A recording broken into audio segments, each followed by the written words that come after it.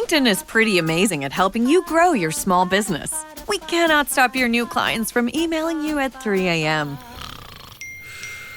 We can help you sell, market, and hire in one place. We cannot help you be in 3 places at once. And while we can't help you organize your calendar, LinkedIn can help you land more clients so you have a calendar to organize. Grow your small business on LinkedIn. Learn more at linkedin.com/smallbusiness. Study and play come together on a Windows 11 PC. And for a limited time, college students get the best of both worlds. Get the Unreal College Deal. Everything you need to study and play with select Windows 11 PCs. Eligible students get a year of Microsoft 365 Premium and a year of Xbox Game Pass Ultimate with a custom color Xbox wireless controller. Learn more at windows.com/student offer. While supplies last. Ends June 30th. Terms at aka.ms/collegepc. Lamine Yamal steps into McDonald's, looks left, sees Pulisic, looks right, sees Jimenez. Gives a nod to Ronaldinho in the corner with a FIFA World Cup meal. Ronaldinho sees Son in the booth. Son finds Beckham going for extra Big Mac sauce. He's got Davies at the table just behind him. Davies going for his collectible cup. But oh! A steal by Henry, who pulls his own collectible cup. Collect one of 9 legendary cups with a FIFA World Cup meal. At participating McDonald's for a limited time while supplies last. All rights reserved. 2026 McDonald's at FIFA World Cup 2026.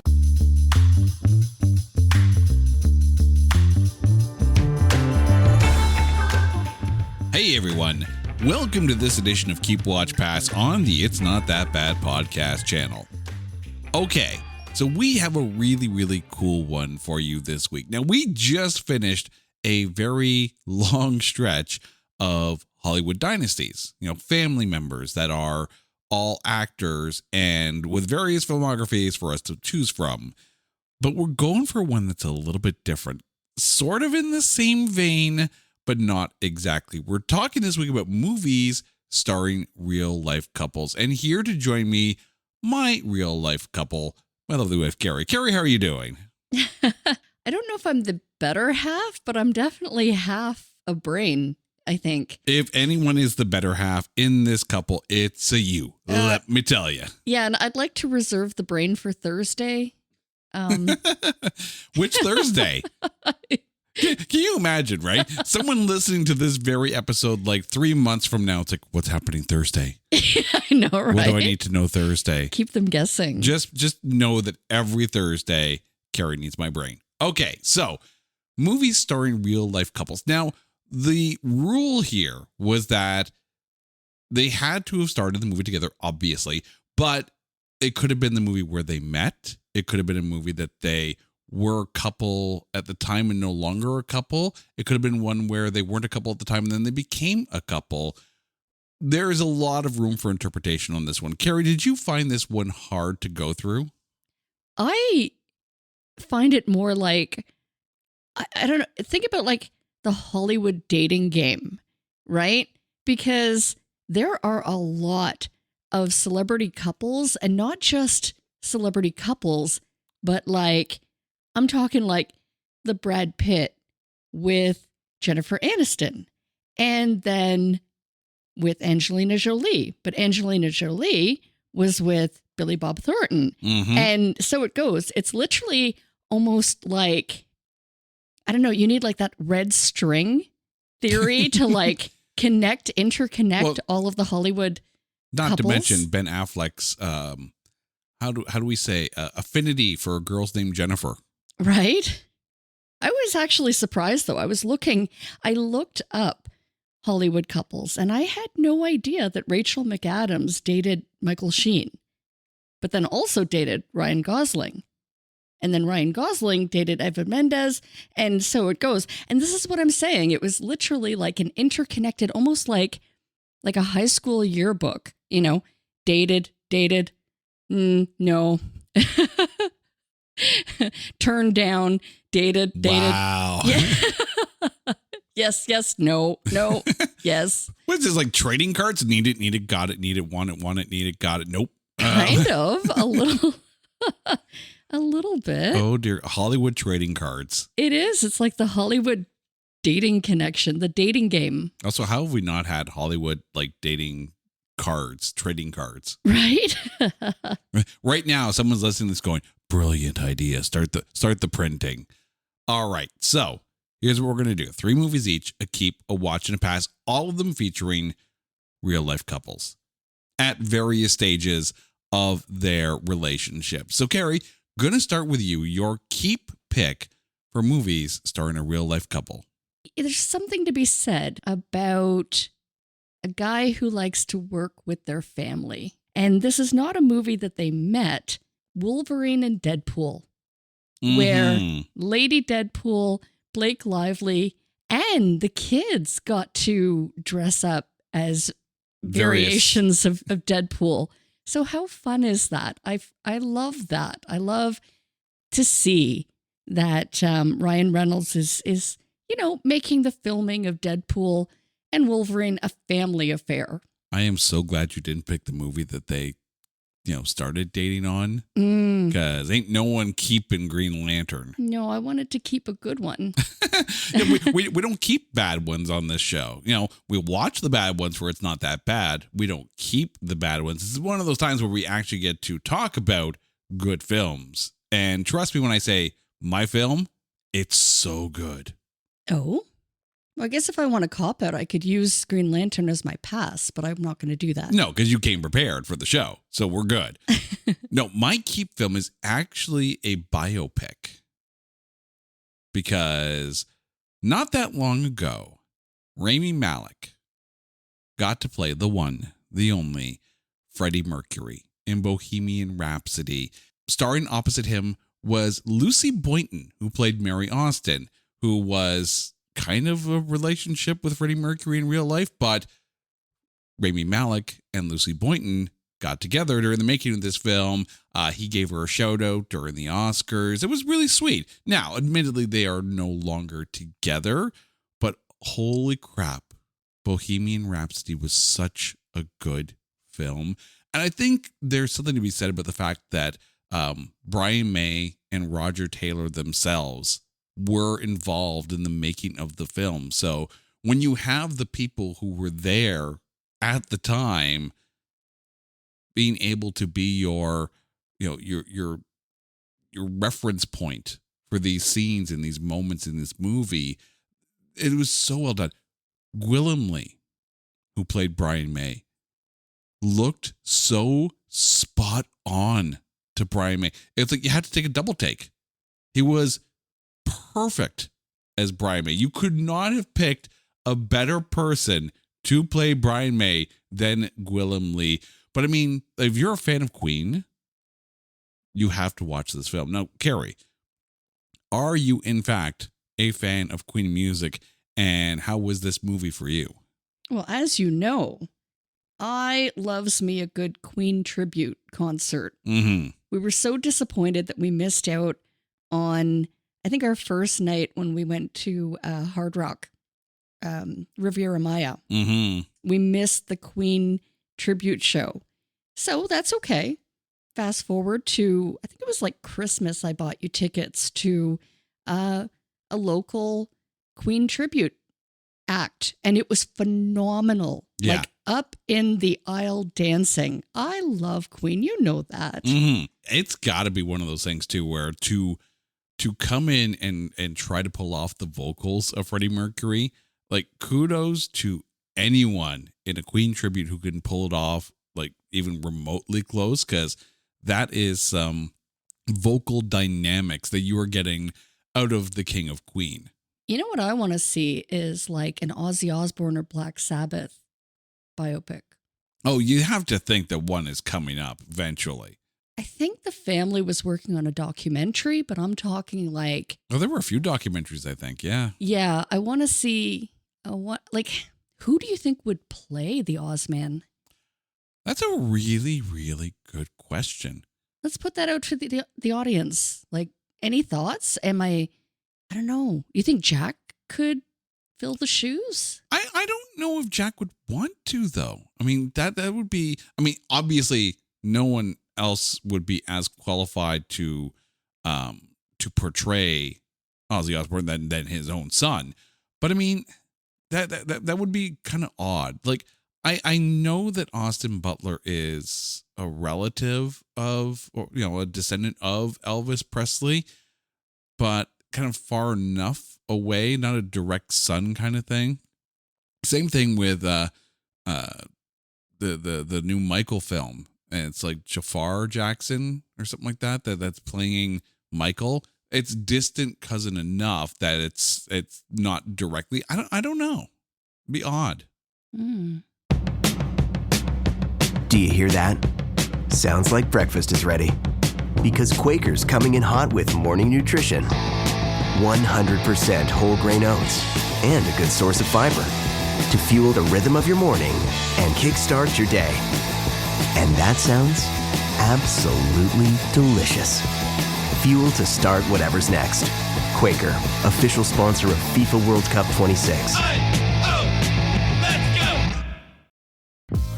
This episode is brought to you by San Pellegrino Ciao. A gift from Italy to your home.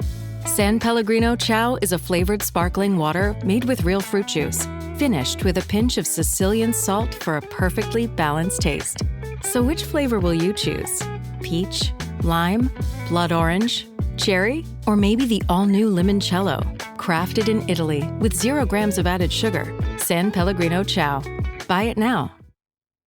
This episode is brought to you by Redfin. You're listening to a podcast, which means you're probably multitasking. Maybe even scrolling home listings on Redfin, saving homes without expecting to get them. But Redfin isn't just built for endless browsing. It's built to help you find and own a home. With agents who close twice as many deals, when you find the one, you've got a real shot at getting it. Get started at redfin.com. Own the dream. All right. I know, Carrie, that you are going to appreciate this one. Oh, I know. And the funny thing is, of the 3 movies that I'm picking today, this is the one where the couple is still together today. And it's not like this movie is fairly recent. It's a bit of an older film. Not too old. Not too old. Because I think I'd be really, really aging myself if it was old. Because it feels like it's been a while. But Charlie's Angels Full Throttle, the sequel of the franchise starring Drew Barrymore, Lucy Liu, and of course Cameron Diaz. But where's the couple in this, you say? Now there's actually 2. There's a very, very, very small cameo in this from Bruce Willis. And of course, the villain in Full Throttle is Demi Moore. But if you also take a look at the credits, there's a cameo, 2 cameos in here, from motorcyclist Carrie Hart and the one and only Pink. Oh? Oh, yeah. They are both in this film. Now, Did I blink and miss them? I thought you were going to say Tom Green was in it when he was with Drew Barrymore. No. Carrie Hart was one of the motorcyclists in this, and Pink was also in that scene. And of course, Pink was also on the soundtrack as well. Okay. Well, Pink also rides. So was she like in the same motorcycle scene with him, or? It was at the motorcycle track scene from this film. So they were both there. I think Pink was like the quote unquote cool girl in this. And of course, Carrie Hart being one of the motorcyclists. So, but I mean, like the Charlie's Angels, say what you will about the movies. I mean, they're a little over the top and whatnot, but they were a ton of fun. And they were. I enjoyed it. It just goes to show that they have tried to reboot this franchise in both TV form and in movie form. And in both cases, neither have come even close to the cultural impact that the Drew Barrymore, Lucy Liu, Cameron Diaz trio were able to do over 2 films. All right, over to you for your watch pick. I'm actually going with a recently married couple, but their chemistry was magnetic from, if you go back to the first of the Spider-Man series where Tom Holland was Spider-Man and Zendaya, of course. Their budding relationship from the first movie was, I mean, it was everything. And then most specifically, I like the second movie, The Far From Home, where they're playing that video in memoriam to Iron Man. Iron Man. And whatever room I'm watching that, it becomes very dusty in there. It's like I can't get past that scene without my vision gets a little blurry with the the tears in the corner of my eye. But yeah, you know what? I think they're a lovely couple, and yeah, and just so happy for them. I like that the two of them can have fun together. I mean, one of the most common things you're going to see out there on the internet is Tom Holland's performance on Lip Sync Battle, where he battled against Zendaya, and he came out and did Umbrella in full on costume and wig in the rain. And you're just like, the look on her face, like, I cannot believe what I'm watching, and I can't believe that I'm loving this. It is hilarious. But I mean, like, Far From Home was really, really good because it's the way that the couple in the film get together, you know, MJ and Peter Parker. It's actually the most weirdly wholesome kind of moment. Like when the two of them, like this, of course, after they, you know, they figure it all out and they decide they're a couple, and they're walking together in the hotel, and it's just this little, it's almost like this weird, awkward, oh yeah, we're a couple now. We can do this kind of thing. And they share the secret that, of course, he's Spider-Man. It's kind of sweet. And I love the dynamic. Now, I'm really curious as to what we're going to get with Brand New Day, because of course now MJ doesn't remember who Peter Parker is. So this is going to be very interesting. It's kind of sad. I'm not sure I'm looking forward to it. You know what? You have to think, right? But I mean, we're also getting very, very close to Doomsday, where everything is up for grabs. Nothing's off the table. Who knows what's going to happen? I mean, keep in mind, the last time the Russo brothers directed an Avengers film was the time when they killed Iron Man. But they do so much with multi-universe. Maybe they'll show a flashback where they were together. The whole movie, I'm going to be like, come on, you know you love him. You love him, right? Like, no, you need to be with him. Peter Parker is your man. You need to be with him. I don't know. They do so well with the Spider-Man films in the MCU. I am looking forward to it, but who knows what's going to happen come Doomsday. All right. Over to you once again. Your pass pick. Well, I can't say that I'm passing on this movie because it was awful, because I actually kind of enjoyed it. But one of the movies you made me watch for, I believe it was grading, or it was another show that we did when we talked about Good Morning. And of course it's... I knew you were going to go with this. Morning, right? MOURNING. Yeah. You know what? I like MGK and Megan Fox together. I think they were a cute couple when they were together. They're not, are they? No, I don't know. I have no idea. I can't keep up. It's literally one of those like red string theory. Like, are they together or are they not? We don't know, but they were at one point during this movie. And I actually really liked this movie. I thought it was fun. I can't say that I'd watch it again. Maybe, I don't know, maybe I would if there's absolutely nothing on. But you keep me pretty busy watching other fine films. Fine. Fine. They're fine. Yeah. You're using fine as an acronym now, aren't you? There's something. I'll give credit where credit is due. Good Morning was not exactly a horrible film. It's definitely not something I would go back and watch again, ever. I wouldn't hesitate to, though. I know you wouldn't, though. It's kind of up your Diagon alley. Right. But the thing is, it was a much better film than Here's the thing. I went into that film with absolutely zero expectations. I went in thinking this may be the actual candidate for a negative tomatometer at Rotten Tomatoes. And I was very pleasantly surprised. But then I also live life by the age-old credo of optimism through pessimism. If you expect the worst, and the worst does not happen, you are pleasantly surprised. However, if the worst does happen, well, then you were right all along. It's not exactly the happiest worldview, but I digress. All right, for my pass pick, I'm going with at the time, huge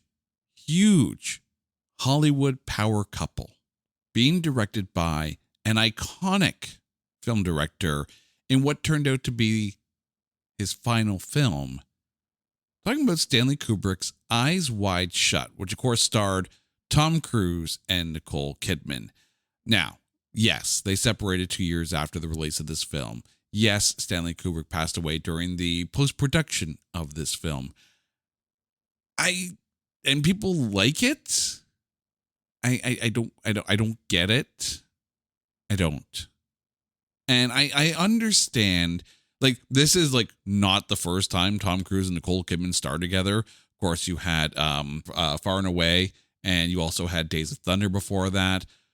But I mean, it seemed like the entire marketing of this film was all like, oh yeah, Tom Cruise, Nicole Kidman, they're going to get freaky in this.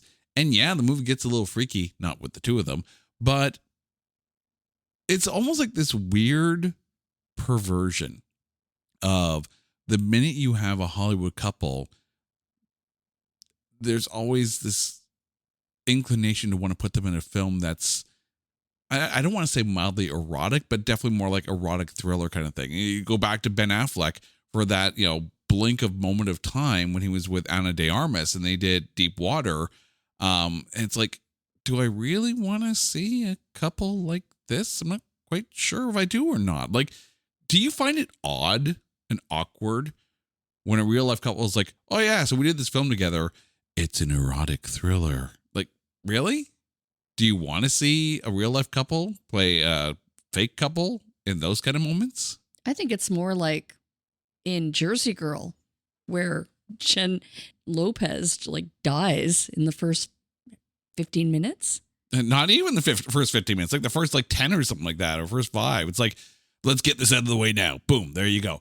But no, it's not like Jersey Girl's anywhere close to an erotic thriller. No. But that's where I'm saying, unless the love interest dies in the first part of the film. That is the very opposite of Eyes Wide Shut. Very much the opposite. But I mean, that would be like, I don't know, the main actor of 50 Shades of Grey hooking up with Dakota Johnson. Yeah, no. No. I mean, yes, you do have some stars who star in more risque films that do eventually end up together. But I mean, this was a real life couple going into the making of this film, and a long time couple. And it's like, really, did you think it was going to be a good time and said, hey, sign us up? On the upside, I mean, wouldn't it be a little bit more sincere, a little bit more comfortable actually being in those scenes? Because obviously it's acting. I mean, unless you're Angelina Jolie, that's a whole other thing. Mm-hmm. I don't know. I wasn't there, but I've heard rumors from the set of, what is it? Mr. and Mrs. Smith. Mm-hmm. Anyway, I digress. Not going there. But wouldn't it be more comfortable to be with the person that you're with instead of having to fake a relationship, or worse, fake an orgasm with I don't know, someone that you don't have any chemistry with? I mean, the problem that I see here is if you're going into this film thinking it's an erotic thriller with Nicole Kidman and Tom Cruise, like a real couple, and then you watch the film and they're like, they freaking hate each other in this movie. It's almost like the end of their relationship while Tom Cruise is off going to weird Illuminati style orgy parties at a mansion, and she's confessing that it's like, what the hell's going on with this couple?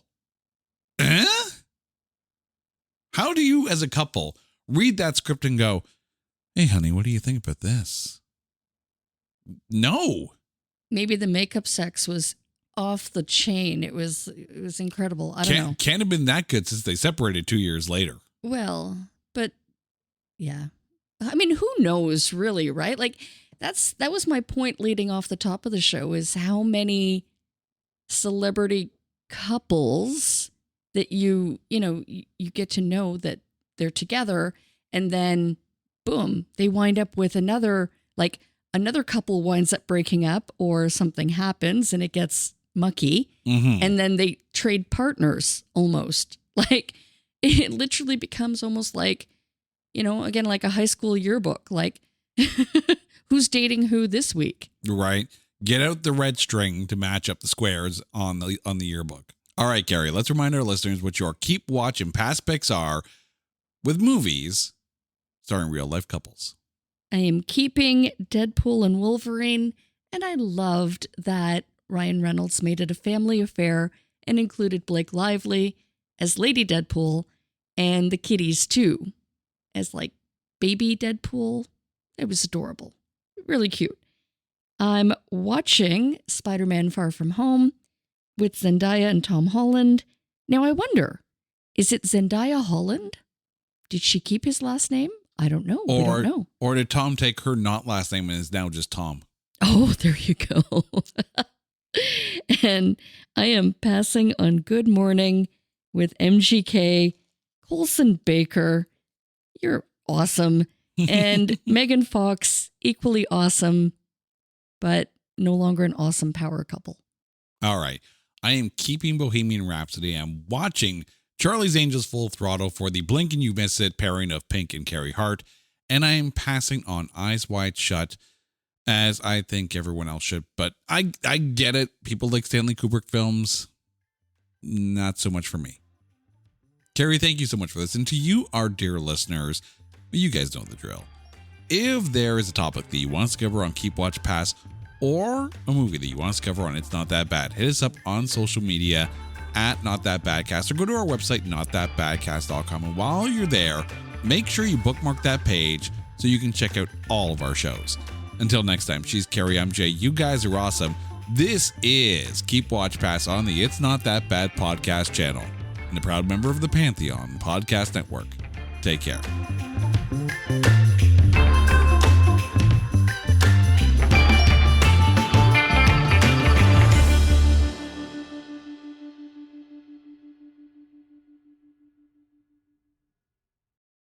This episode is brought to you by Google Health. Stop chasing someone else's definition of health. What matters is what's healthy for you. Google Health offers a new kind of coach built with Gemini for effortless tracking, sleep insights, and holistic coaching tailored to you. Visit googlestore.com to learn more and start a new relationship with your health. Requires Google account, Google Health app, internet, and Google Health Premium subscription. Features subject to change. Availability and results vary. Not intended for medical purposes. Works independently of Gemini apps. Check responses for accuracy. Ryan Reynolds here from Mint Mobile. I don't know if you knew this, but anyone can get the same premium wireless for $15 a month plan that I've been enjoying. It's not just for celebrities. So do like I did and have one of your assistants switch you to Mint Mobile today. I'm told it's super easy to do at mintmobile.com/switch. Upfront payment of $45 for 3-month plan, equivalent to $15 per month required. Intro rate first 3 months only, then full price plan options available. Taxes and fees extra. See full terms at mintmobile.com. To kids, summer isn't just time off. It's time spent building confidence and curiosity. But when school meals pause, millions of kids lose access to the food they count on during the school year. As a neighbor-led network, Feeding America is deeply rooted in every community, ensuring summer meals continue nourishing growth and potential. Your support puts healthy food within reach, fueling the future for kids and their families. Give now at feedingamerica.org/summerhunger.